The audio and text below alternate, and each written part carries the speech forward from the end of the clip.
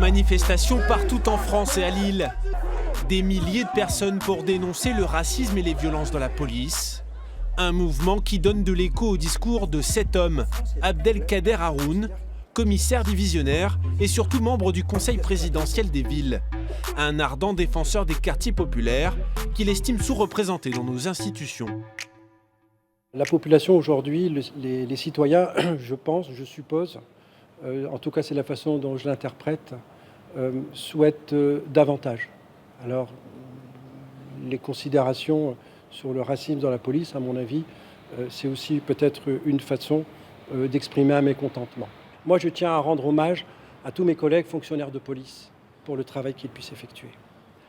Partir d'un postulat qu'effectivement la police nationale n'est pas raciste, c'est un fait. Dire qu'il n'y a pas de difficulté pour autant, c'est faux.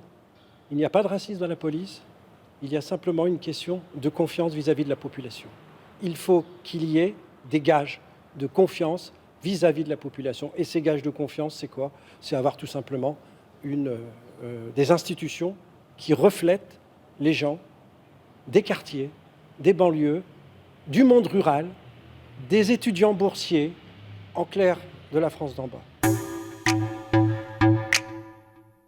Nous proposons donc la création d'une instance nationale qui aurait pour fonction d'établir des statistiques sur les postes occupés par certaines personnes.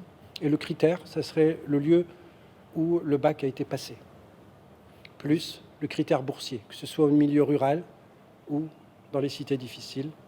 Et ensuite, cette commission aurait pour objectif de rendre publiques les conclusions.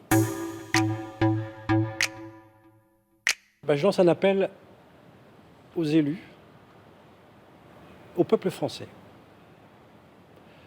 Nous avons fait une proposition de loi.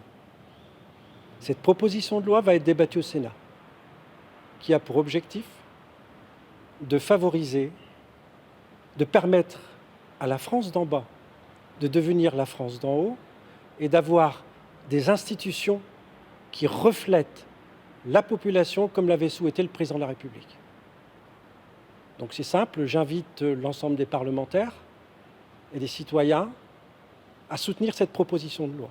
Et nous verrons, avec les statistiques que nous ferons, si oui ou non je me trompe, c'est-à-dire est-ce que oui ou non il y a de l'entre-soi au sein de la société française.